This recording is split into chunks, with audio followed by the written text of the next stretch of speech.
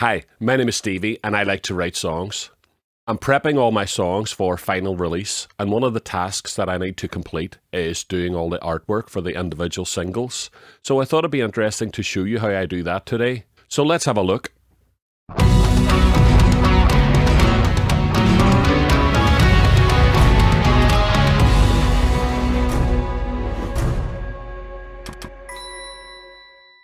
If you're already a seasoned pro at photoshopping and digital art and stuff, then I probably have nothing to teach you. But if you're a complete beginner and you want to have a go at doing some artwork for your own singles, then maybe I can be a bit of help and show you some of the basic functions that you'll need for creating your own artwork. So let's have a look. So the Photoshop style software that I use is called GIMP, and it's free software. It's open source, so anyone can download it and use it for free. It's not quite as good as Photoshop. It doesn't have all the AI features that Photoshop has, but it has all the functionality that you'd need for making a piece of artwork for one of your songs.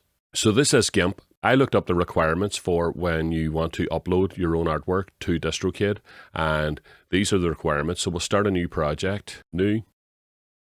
We'll select 3000 by 3000 pixels, and it's already at 300 pixels per inch. So that's a nice high resolution image. So this is our blank canvas, and we'll be putting all the things that we need on this. Now the piece of artwork I was thinking of doing is for my power metal song, Weekend Warrior, and I've got an idea about actually seeing from the perspective of a gamer, like they're holding a games controller and in front of them you can see the game that they're playing. And then just, of course, the logo at the top and my name at the bottom. Let's go on the search for some source material that we can use for making our digital art. So there's a lot of talk at the minute on the internet about AI art generators, and I decided to give one a try. Now, this is OpenArt. So the website is just openart.ai. I've asked it to create a warrior with a sword on back walking towards a dystopian cityscape. And this is what I came up with. I don't think I need to edit this anymore. I'm very, very happy with this, especially the first try. So what we have to do is download this image, and I'll drag it to my desktop, and we'll drag it into GIMP. Now this is the image that I'll be wanting to use as the image that's on the TV screen. Right, so the next thing I'll probably want to do is download a picture from Google of a TV so that I can cut out the screen, the frame for the TV. So that was just a basic image that I selected from one of those online stores that sells televisions, and it's a picture of a television just so that I could get this black outline. One of the things to understand about GIMP is we have layers here, and the different layers are on top of each other. So if I take this layer now, I can go over to the resize function. So I select scale, and I can scale this image up. Now, see the way it's distorting as we scale it up? Let's just reset that and get it to lock the ratio. So now when I scale it up, it'll hold on to its old ratio. So we want to get it as big as the TV. It is currently behind the TV, so now we can place it where we want. So I'd say something like that looks pretty good. And so we want to use the box select tool and delete the parts of the image that we don't need. I use the plus and minus buttons to zoom in and out, so we can zoom out enough to know that we're deleting the whole lot of this. Let's come down into the screen a tiny bit. So now we can zoom back in again. So we've got this image of this warrior on the TV screen. So that's step one complete. I did try on the website AI to make the hands controlling the games controller, but it doesn't really work because for some reason AI is really, really rubbish at doing hands. It can't really do them. The best way would be to go to one of the online sites where you can download pictures, and in my case I'm using Pexels, and they can give you images that you can use. So I thought this image of these hands and this game controller might be the perfect thing for me. So I'm going to download that, and let's place this onto our image. I'm just dragging them from the desktop onto the image. So let's center this. And what we're going to do now is go around it and cut it out from the background. What we'll use for this is the lasso tool, and I want to zoom in quite a lot. Okay, so now I can select these, try and be as accurate as I can.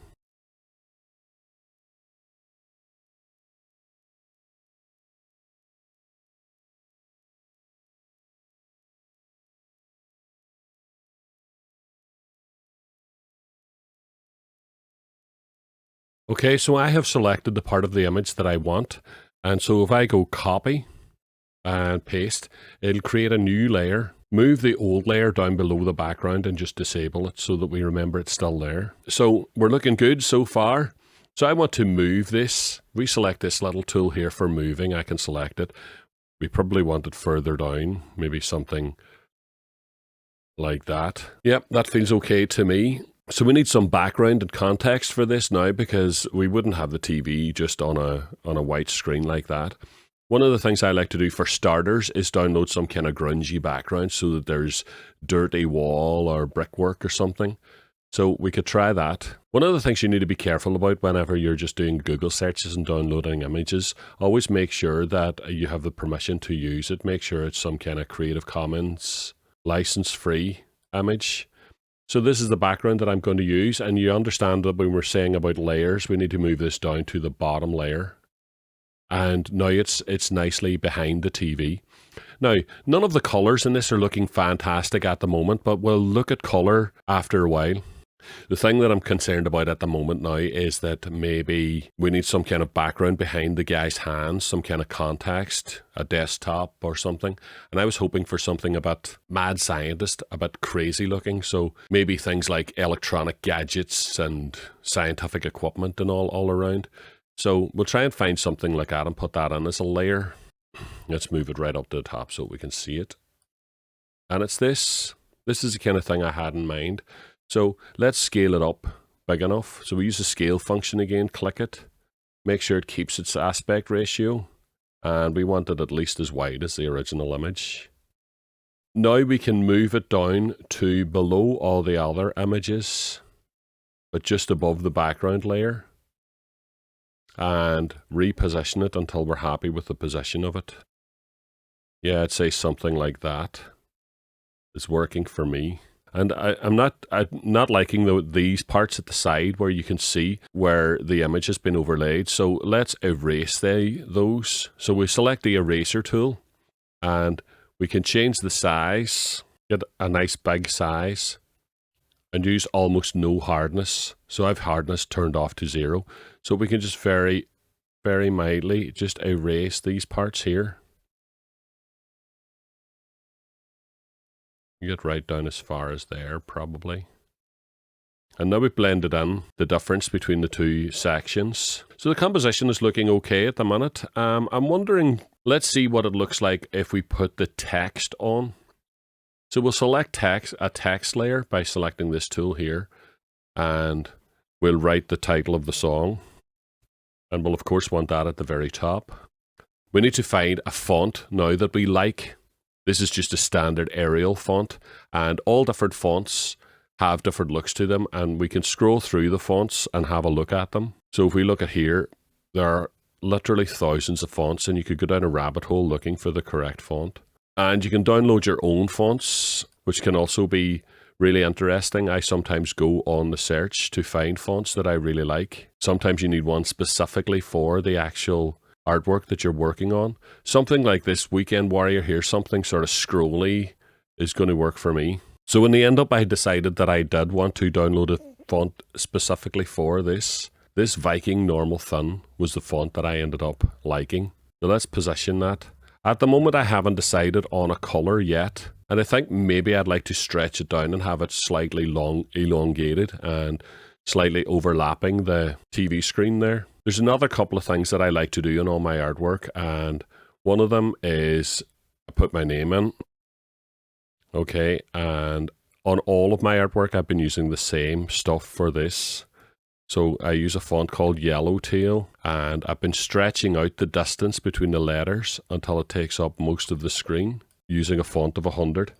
This way, there's a continuity between all of my artwork so that they all have the same, some certain things in common that tie them all together. And one of them is that my name is always in this font here and that sort of spacing. The next thing will be to treat the colors so that they all start to come together. And there's another little thing that I do where I take my signature and I'll place that somewhere. And maybe because this is a game, a good place to put it, let's resize it, make it a bit smaller.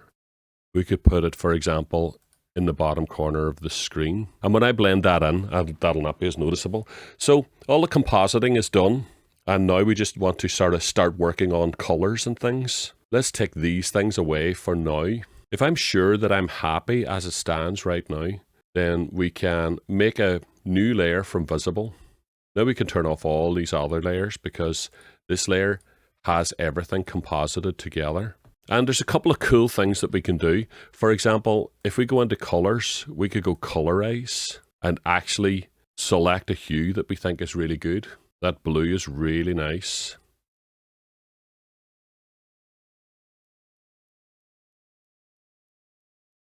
Cancel. So that is one of the things I might like to do. Let's make a couple of duplicates of this so that we can do various different things. So we just select duplicate layer. Let's make a third one just to be on the safe side. One of the things I think that quite often works really well is trying as much as possible to minimize the colors. Looking at the overall thing, when I colorize it, this background doesn't go as dark as what I hoped it would. So I'm probably going to have to delete these composite layers again and start over again. And this time, let's select the background layer and let's make it darker. So we'll go to colors and we'll check exposure. We'll do something like that. And now we'll make a new layer again from visible and we'll duplicate that a couple of times. And in this one, we'll try colorize and we'll select that blue that we really liked. Now, everything is blue here now. But we could play with the opacity. See, I like the way that the background has gone a lot darker now. And I've pulled the opacity down just enough to bring out the red here. And there's some bits of red about. So that's pretty cool. I like that. And the good thing about that is I have that as a separate layer. And the unaffected one is down below. Let's try a different approach with colorize on this one. And maybe try a contrasting color like red or orange or something like that. Okay, so maybe that's interesting there. So we've got two opposing color schemes now. Okay, we've got this one and we've got this one. I'm trying to decide which one I want to make the base and which one I want to make the highlight. I'm kind of wondering if maybe I should put this one on top. See, I really like the TV screen on the blue one, and I really like this around these parts. So I'll show you what I'm planning to do, and then we'll maybe work a wee bit more on the... I'm planning to erase the top layer so that the bottom layer can show through. You know? And when we do that, this isn't exactly what I want here, but I'm just showing you the process. We've got our two layers, and I want to have a source of light coming from the center. It's causing everything to go blue like this. I really like this. The unfortunate thing that I'm not really sure about here is that it's affect the hands of the player. We can go back and we can pull the old layer up on top of this, and now the hands of the player haven't been affected by anything on the screen. That's looking nice. Feeling now that his desktop is far too bright, and I would like to darken that down. So let's put a new transparent layer on. So we'll set transparency. This has made a new layer that's transparent, and let's put it just below the hands of the guy. So we can select this and just fill this whole layer with black and then change the opacity of it until we see the sort of darkness that we'd want down at the bottom. Yeah, but we don't want it everywhere else on the TV screen. So let's delete that part of it. I'm still kind of feeling that maybe the hands need some work. I think maybe we could try increasing the contrast on the hands. So let's go to brightness and contrast. Yeah, there's an interesting thing happening here, and I think I'll zoom in and try and work on it. We've got the two layers of these hands, and if we select the erase brush, the hands that are underneath have been affected by the colorization, so that if we erase the top layer, we can pull some of the blue from underneath into the hands and maybe give them a slightly more realistic setting against the blue screen, as if some of the blue light is reflecting onto the hands. Yeah, I suppose that does look a bit better. Maybe it's overdone. Right, the thing I would like to do now is try and change this into a painting so that it looks a bit more like album artwork. So in order to do that, the first thing we'll want to do is make a new layer from visible again. So remember, that means that we can turn off all the layers that we have. And we just have a single layer now. And we can try this art tool. So the one I've been liking is water pixels. Slightly turn it into a painting. You see that? I quite like that, but I think that's overdone slightly. So let's turn off preview because that slows it down a lot. And take it down to maybe half the pixel size. Preview again and see what that looks like. It's kind of nice in places, but it's not nice in other places. I don't like the way it took a lot of the detail of this character, but I like what it did to almost everything else. Let's undo that again. So we've got the original again, and we can make a new layer from visible. If we redo that water pixels, and then I can erase any of the parts where I would like the old detail to come back, particularly in this central character here. So I'm erasing the top layer in order to bring back the detail of that I'm missing from the other guy.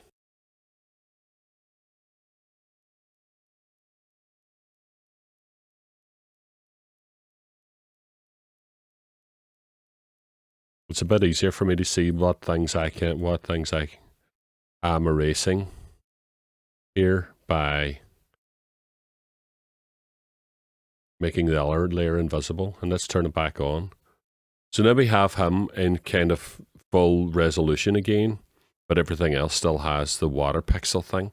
I think that's good. I think there's something a wee bit jump outy about that. We can maybe do it on some of these other little features here too, to get a bit of the detail back into there. We're getting close to being finished here. I wonder if we up the contrast very slightly on it again. Yeah, I think I like that better. We'll do another little thing that I've been doing quite a lot on all the artworks, and that is in light and shadow. Let's drop a vignette. Now a vignette will just make everything around the outside look darker. That's maybe a bit too much, so let's make the bring out the softness more, and take the radius beyond the edge. Maybe there, yeah. And the gamma. I'm feeling reasonably good about that. I think I would also maybe like to get these sides a bit darker as well. So let's vignette it again, but in a slightly different angle, like that. Right, that's looking nice. Let's bring all these things back in again. There are filter modes here. We can just go down through all the filter modes and see which one looks the best for putting my signature in here. So I'm just pressing the down button until I see a filter mode that I like. That's pretty good there. That's overlay mode. Soft light is even nicer if you ask me. Right, so soft light it is. We need to think about this compositionally now from a color point of view. And I think the overall colors we're seeing here are sort of a bluey color and an orangey color. So maybe we should pick these up in the colors of the font for Weekend Warrior. We get back to font. Use a color picker tool. So we select this color picker. Then we can select some of the orangey colors. And have a look at what. Yep, that's not too bad. Do we want it darker or lighter? It's hard to tell. And we select the blue color as a kind of an outline for the writing. Now, let's try that. We just select drop shadow. We're trying to stroke it, so we don't want any blur. We don't want any opacity. And let's select one of these light blues here. Not really working the way I hoped it would. Right, color-wise, that doesn't look great. Okay, let's cancel that. Let's keep working on the base color of the font until we find something that I'm happy with. What does it look like if we do that in the blue color? Does that look stronger? Maybe it does. Maybe we'll do that. Maybe we'll do a thin black outline. And let's, like I was saying before, let's stretch it down now. So unlike before when we were scaling things, we actually want to unlock the aspect ratio this time and drag this down. Something like that. And the Stevie McLaughlin now. We also go for that blue color. Will that work? You know what? I think I'm reasonably happy with that.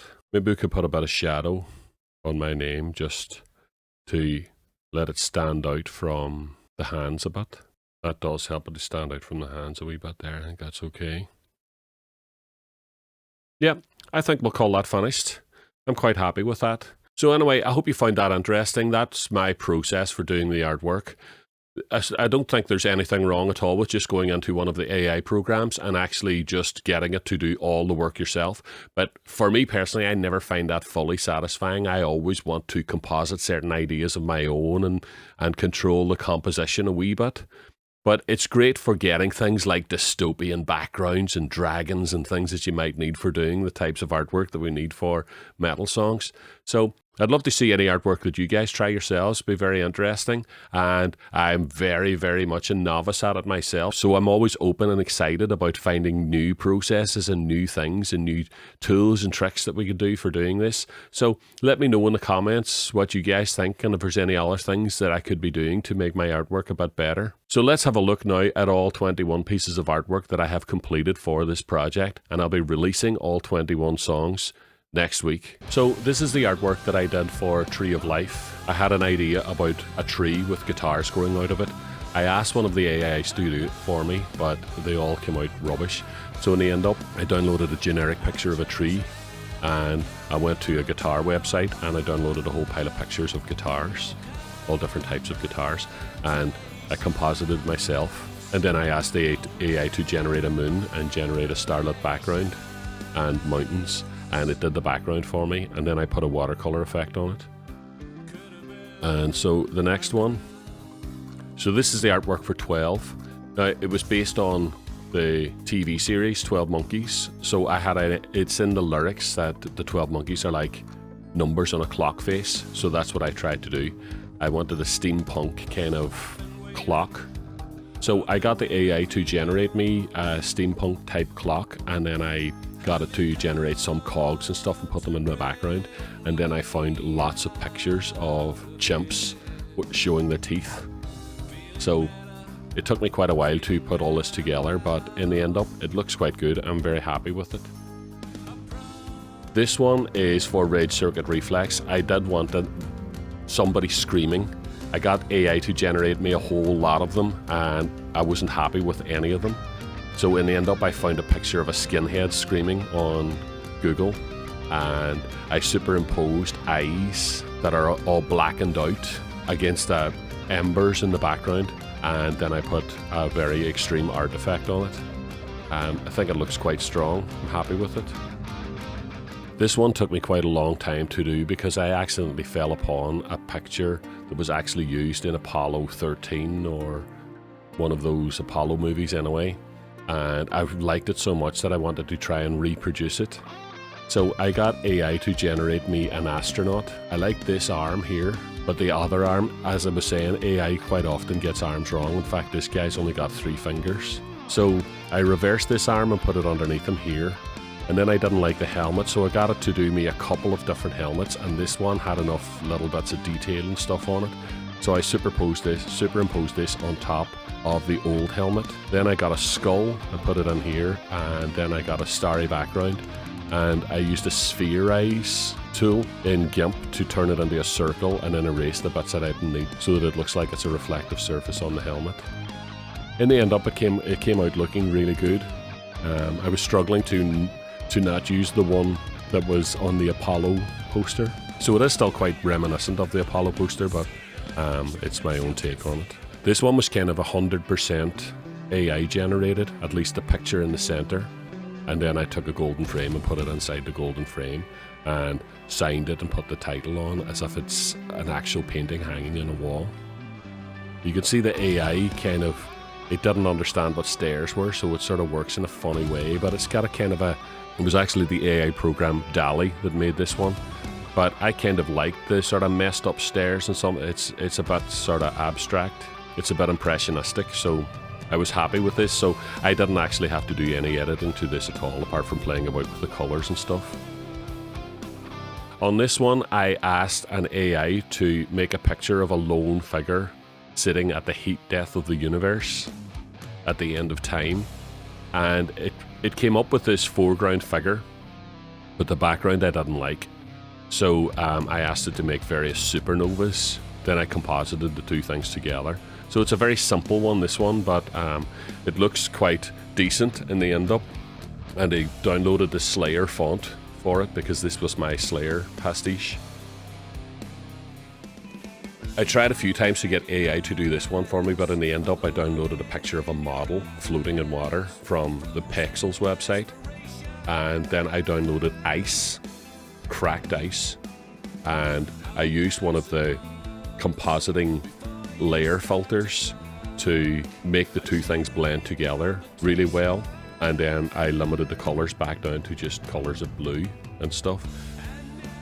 You just saw this one being made, so this is what the final result turned out like, and I'm actually quite happy with it. It's got a nice strong contrast in the colours. I asked an AI program to make an image of a pareidolia, sinister looking figure in clouds. I'm not sure why that came to mind, but that's what I was thinking about when I was wondering what kind of artwork I would use for this Winterfall one, because it's kind of about the weather and it's about storms. In the end up, the pareidolia wasn't as strong as I hoped it would be, so I superimposed eyes onto it and made them very, very transparent, so that you just about pick up the idea that there is definitely a figure in the clouds looking at you. Of course, the clouds were quite blue and white and so on, and I really upped the contrast and made an overlay of red and just let that red shine through in certain parts. So in the end up, the pareidolia is quite strong. You can definitely pick up the nose and the mouth and everything, so it is what I was looking for in the end up. So result, I asked a DALL-E 2 AI program to make me totem poles that were made out of guitars, and it made me 4 different ones, and I liked 2 of them, so I blended them together and took the things that I like out of each of them and came up with this image, and it's quite Salvador Dali, so it looks really cool. Because this one is just basically me playing a guitar, I just used a live shot of me playing it when I used to tour with Tim Ripper Owens. So this is shot from one of our live shows, and I colorized it blue because the track is called Blue Satchel, so that was my Joe Satriani song. With this one, I just used an edited version of the thumbnail that I had already composited together for the actual thumbnail on the videos about making it. Simple, but it gets the point across. It's fine.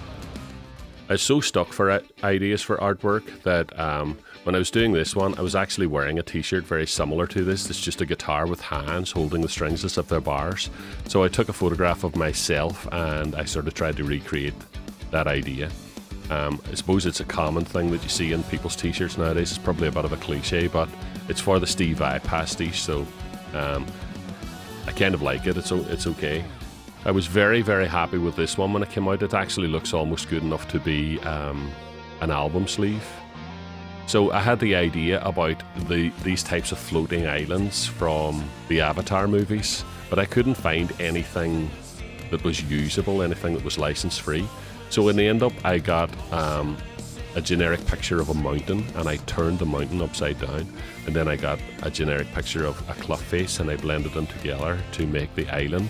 This is a cosplay Star Wars guy who just put a picture of himself on Instagram, and I stole that. Then I had the light shining up from behind him, but I really like it. It's probably one of my favorites. This one I ended up drawing myself because there was a picture that I seen quite like this when I was doing image searches on Google, and I couldn't use it because it's someone else's. So I ended up drawing something myself that was very similar to it, and these are just generic puppets that were downloaded off an image website. When I was finished it, I didn't have this bottom part done, and compositionally it wasn't really working, so I just reversed the image and put it down below, and then accidentally discovered that this looks like this puppet is looking at himself in the water, which is very much like the story of Narcissus. Yeah, I think the story is from Greek mythology. So we have Narcissus, this character who loves himself, and he's walking along, sees his reflection in the river and falls in love with himself, and eventually falls into the river and drowns. Mine's is a wee bit more like these characters are being created, they're being brought to life, and this little puppet at the front is becoming self-aware by recognizing himself in his reflection in the water.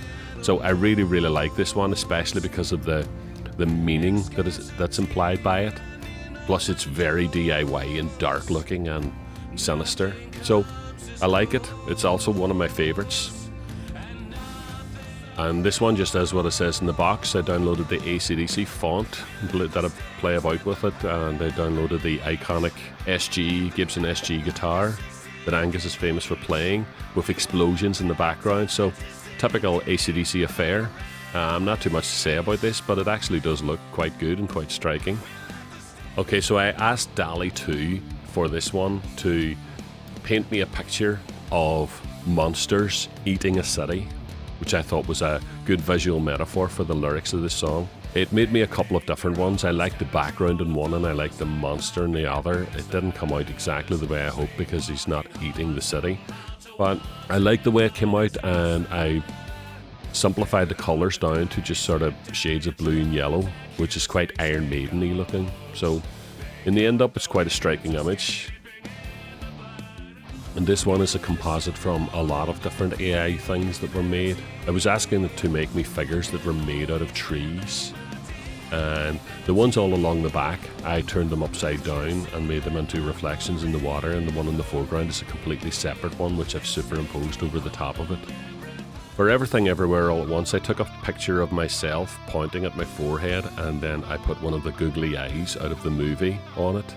And then I have downloaded a shattered glass picture and put myself all round it like a kaleidoscope, getting smaller and smaller until we eventually get to the donut in the center, which if you haven't watched the movie, you'll understand what it is if you see the movie. And I like the way it says Everything Everywhere All at Once all the way around in a circle, which is a wee bit circular like the movie is as well. I'm not 100% happy with the colours in this one, but I've let it go because I do like it the way it is. Couldn't be more simple with this one. A picture of myself standing at the Giant's Causeway. And this is a cheeky one, is a bit of fun. I actually just copied Steve Vai's current Facebook profile picture for this one. Anyone who follows him on Facebook or Instagram will instantly recognize this and have a bit of a chuckle at how cheeky this is. So that's it. That's my artwork all ready to go now. So during the week, I had a listen to the songs, and it generated a page of notes. So I've went back into the mixing of the songs, and I've carried out all the little changes that needed to happen with that page. So what I want to do is have another listening session and see if it generates any more notes. And I'll keep doing that until there's no more notes. And hopefully by next week, I can lead you through the process of uploading all the songs with their artwork and setting the release dates and all that stuff. So we'll be doing that next week, fingers crossed. Release next week, yes. Anyway, I know a lot of you musician type guys won't be interested in doing any of this artwork stuff, and if you find this of no use to you at all, then that's fine. I totally understand. I actually really like doing the artwork myself. I like to do everything about my music for myself. And I'm actually thinking that maybe I should do some videos as well for some of these songs, promo clips that we can use on YouTube for promoting the songs. So next week we'll be hopefully getting everything ready for release, and this will be the last video in this series about how to get all the songs finished and released. So thanks guys for following my progress. Keep in touch with me. I love the comments, and I love helping you guys out with any questions you have, and I especially love getting suggestions from you about how I could improve these things going forward in the future. Thank you so much guys, and don't forget, like and subscribe, all that stuff. Help the channel to grow. We're getting very close to 1,000 subscribers now. Rock and roll. Thank you guys. You guys rock.